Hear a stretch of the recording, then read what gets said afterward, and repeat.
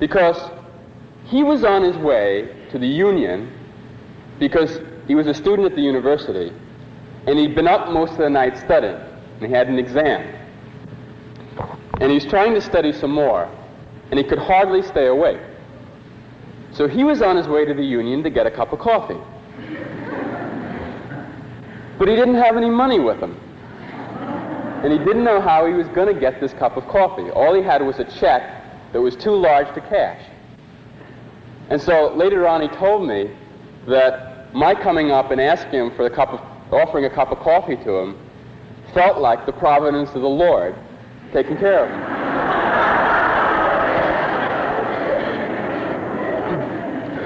Well, we sat down and we started talking. And it took hardly no time at all to start talking about Christianity. And we got into a very, very good conversation about the Lord. It was one of the best ones that I'd ever gotten into with anybody. And it turned out that this particular student was a freshman at the university. He had been brought up in a Catholic high school, and over the summer and in his first term at the university, he'd gotten confused and stopped going to Mass and was pretty far away from the Lord. His life was getting more and more messed up. And he wanted to do something, but he didn't know quite what to do about it. And here I was talking to him about the Lord and about how to live as a Christian.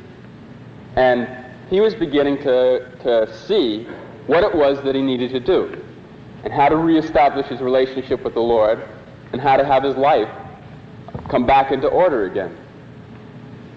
And he was very, very interested in it. And partway through he said, "How come out of 30,000 people here in the university, on a day like this, you should walk up to me and talk to me about this when I need this so badly?" I said, "Well..."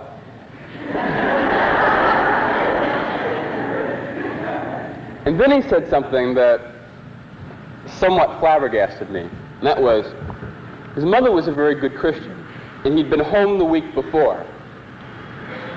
And he'd been talking to her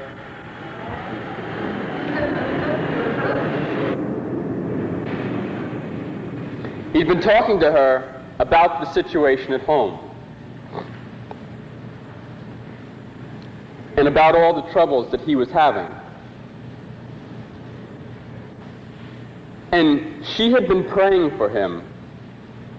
And he said that while she was there, she came out of a room where she'd been praying, and she told him that she felt that the Lord had reassured her that sometime this week, someone would come to him and tell him all the things he needed to know that would straighten out things for him. I said, "Oh."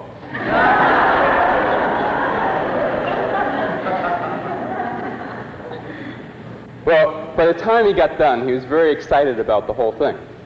And he went home, and as he left, he said, "I'm not even going to stop to get supper. I know 3 guys back at the hall who need to hear this." And a few days later, I went up to where he was living to see him, and sure enough, I talked to one of the guys in the hall, and he had been going around talking to people about what I told him. And as I was walking home from this, I said, well, it does really seem like if you follow the leadings of the Lord, results happen that are a lot more than you can come up with just by yourself. That seemed to me fairly clear at that point. Well, that evening, I was walking back toward campus again, and pretty much the same thought came to me. The thought came that I should go to the Union and talk to somebody about the Lord. I felt that, again, it was a leading from the Spirit. And this time I felt that I knew where to go, that there was a certain place in the Union that I should walk, and I should talk to the person there.